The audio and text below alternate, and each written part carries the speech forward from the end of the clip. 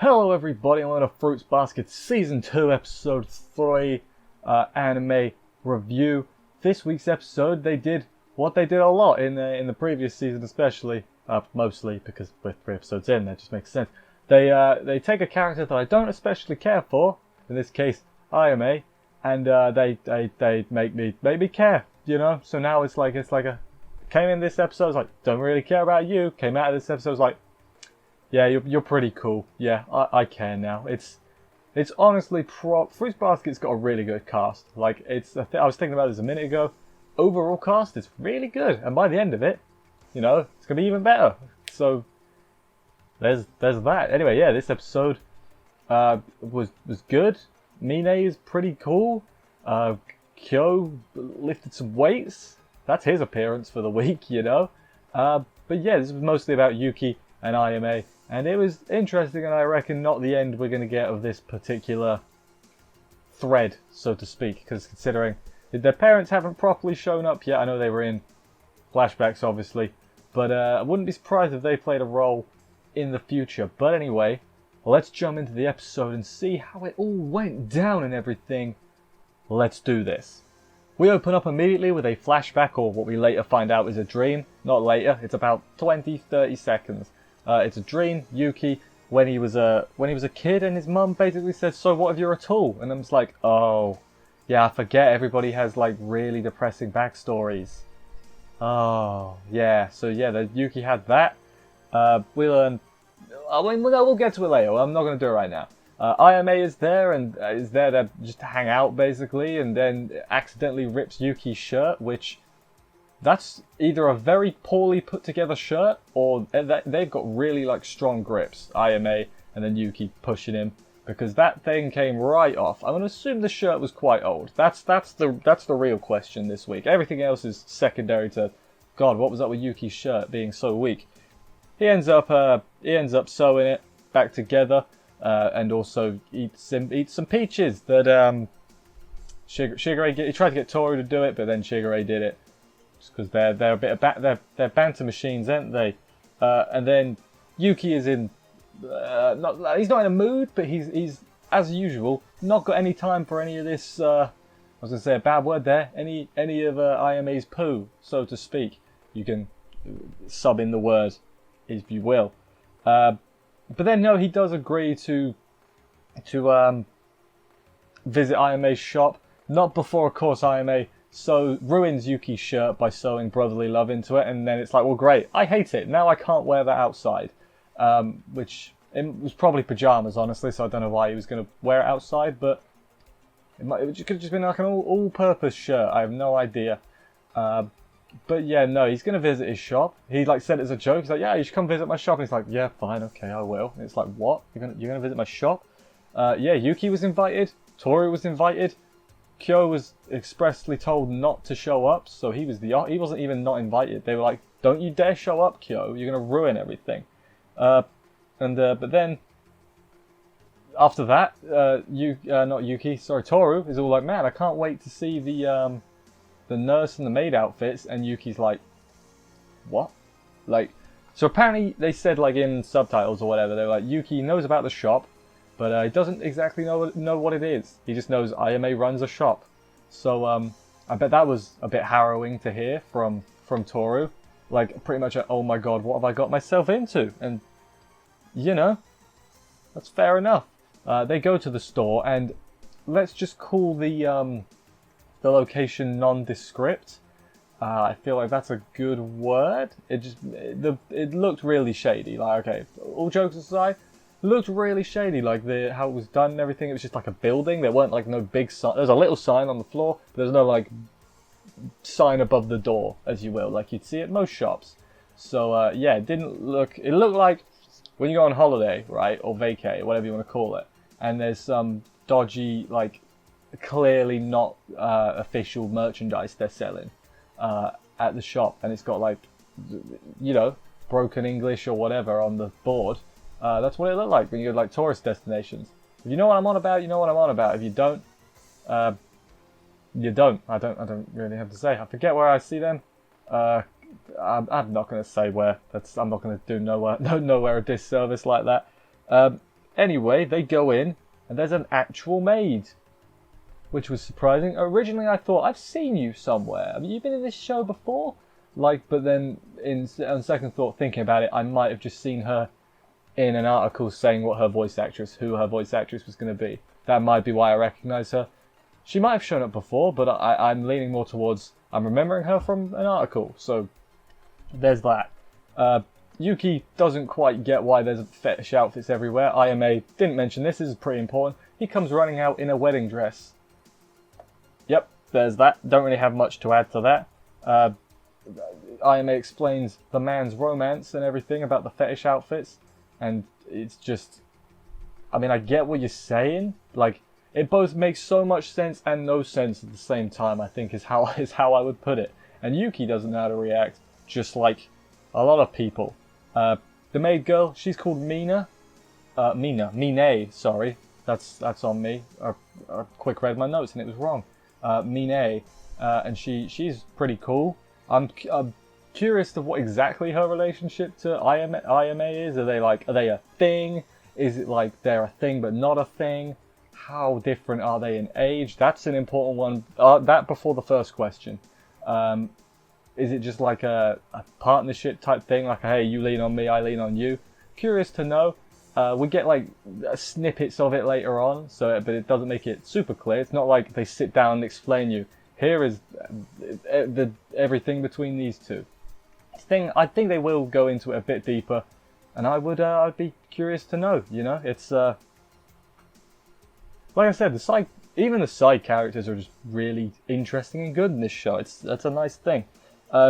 Toru gets stolen. We'll say stolen by Mine to go and try on some clothes, but this was a ploy to get the two brothers to talk alone and everything. However, no, Toru is still going to get dressed in the clothes. We promised that now. We can't back out of that. And originally I was like, are we going to get like a montage of like Toru in a maid outfit, Toru in a swimsuit, Toru in a sailor uniform, in a wedding dress, you know? We didn't get that, but I mean, we'll get to that a bit later, but that's what my immediate thought was. That's not quite what happened though. The fight, they talk about this, they fight and argue because they recognize each other's existence. And it's like, yeah, fighting is preferable to being ignored. I would agree with that. And that was a common theme throughout this episode is, hey, getting on, not getting on isn't the same as like not getting on, if that makes any sense whatsoever. There's not getting on as in we argue all the time and we are diametrically opposed people. And then there's we don't get on in the I don't even think of you as a person, or like you are unimportant to me, you are not a part of my life. And it's like, yeah, there is a big difference between that, and yeah, it was good, the whole done all that. Then we get the bit about Yuki not liking his parents, basically, because the parent-teacher conference is coming up, is how they bring it up. He's like, yeah, I don't like them, they're going to treat me like a tool, but I guess I'll invite him to come. It was like, when he said it was like, you know, I was like, I don't really want it. Like, Kyo's dad's an asshole, right? And now we found out Yuki's parents are less than good as well. So it's just, can some parents be good, please? I mean, yeah, Toru's mum, obviously, but I guess that's the point, isn't it? It's like the mirroring of the characters. I like that, but some people have better parents, please. Like, I guess Kisa's mum was alright in the end. It kind of, you know, was a bit weird, but it's fine now, I guess. Was that Kisa? I think that was her. I can't remember. It's been a while, as I say. But anyway, then Ayame is feeling like, you hate the parents, you should hate me just as much, because, you know, basically because, we'll get to it in just a sec, I didn't help you, you know, and that's where we are now. So yes, Yuki asked one time, not even asked, he like reached out for Ayame's help. This is like a flashback. And he just shook him off, didn't help him, which, you know, Ayame, you're regretting it now, but, I mean, I don't even know what to say. There's no but there. It's just, it was a bad decision in hindsight, weren't it? Yeah. So, yeah. That's when he decided to not treat Yuki as nil, because that's when he met Mine at this point, we see. They were like, he was like in a lap or something. So, there's that. And then he's like, right, that's why, I guess that's when he decided to be so overbearing and, you know, whatever else with Yuki. just so Yuki didn't treat him like nothing. Which, I mean, it worked. You know, it is very interesting. This episode did good at, like, they're still not on the same page, obviously, but they are important to each other, you know. Whereas Yuki's parents, you could tell when he was talking about them, he didn't care. He doesn't care about them, you know. And it's interesting the way it's going out, honestly.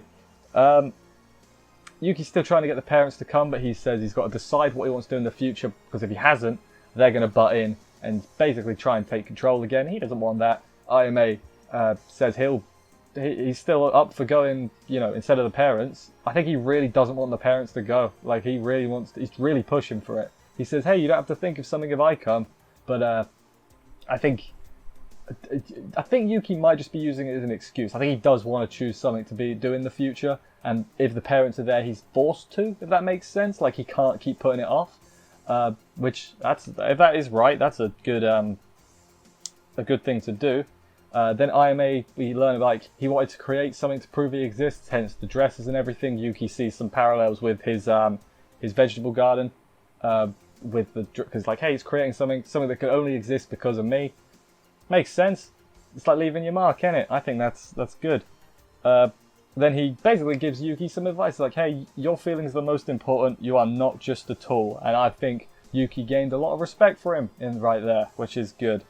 They both have someone who will stand by them. You know, Yuki has Toru, Ayame has Mine, and you can see the parallels.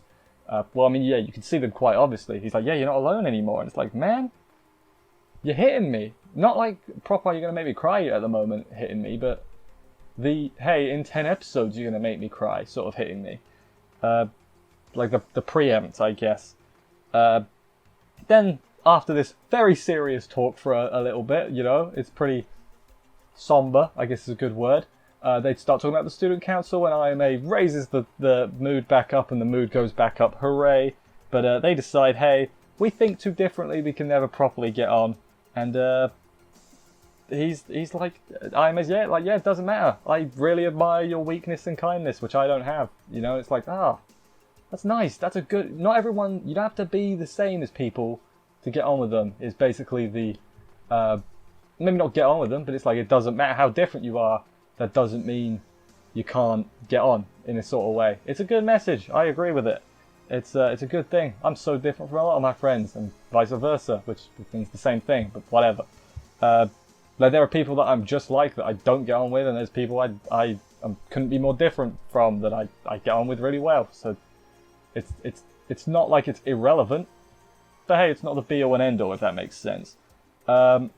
Yuki then apparently gets why he's acting like he does, which, I mean, good for you, Yuki. I was a bit confused briefly, but good thing. Then we get into Toru, and I'm in love. But yeah, Yuki is speechless. Ayame goes to kiss Toru, hopefully as a joke. I would assume as a joke. It was definitely as a joke. And then Yuki punches him or not punches. That sounds too violent. He probably like bonks him on the head, and it's like, no, don't do that. Ayame talks to Mine, and he's worried that he's the only one that enjoyed himself. No, Yuki enjoyed himself too. Then Yuki straight up first of all, he's glad he came today and everything. He understands Ayame a bit better, great. Then he just starts proper flirting with Toru. Like, he's like, you look pretty cute in that dress. And it's just like, is this happening now? Is this happening right now? And then he's like leaning in, and it's like, oh, it's a moment. They're having a moment. And then Ayame shows up and ruins it. But that's besides the point. It was funny. And yeah, it was like they forgot he was there. And then they start bickering for a bit. Toru and Mine just watch on. Like, yep, look at them. They get on really well. And then at the very end, Ayame phones Hattori to tell him about it. And he's just like, he's non-fussed, you know. He's like, yeah, whatever, basically. And yeah, that was the end of this week's episode. I enjoyed it a lot. I like Ayame way more than I did now, and I'm really curious as to him and Mine, how that happened, and all that other stuff. He's more interesting now, and all of Yuki's parents being assholes like that. I want some resolution to that. That'll be really good too. I think that's something that is going to happen at some point. We're going to have Yuki doing something about his parents. Maybe not doing something, but you know what I mean. Like confronting, moving on, whatever. And similar thing with Kyo, I think we'll have. And it'll be thanks to Toru because she's great, basically. And, oh, this was a good week. I think I've talked for quite a while here. It feels like I've been here a while, and I've really enjoyed the episode, if you couldn't tell. Next week's episode is called I Got Dumped, which that should be... I can't think who it could be. It was the snake on the picture, so I forget who the snake was, but we'll see. You know, it's coming soon, so I hope it doesn't get delayed. With everything getting delayed at the moment, understandably, of course. Fridge Basket, I think we've got a few more inks. The first 3 were already done, I believe. Yeah, so hopefully it still airs properly. I haven't read anything suggesting it wouldn't, but hopefully it's still airing. Yeah, I've run out of things to say. I just really enjoyed this week's episode. Ayame is a good character now. Well, he was probably a good character anyway, but I didn't much care for him. But now I do.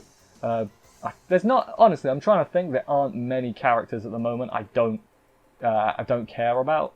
Like, there really isn't many, and it's an achievement considering we're only at the beginning of season 2. You know, we still got a lot to go, apparently.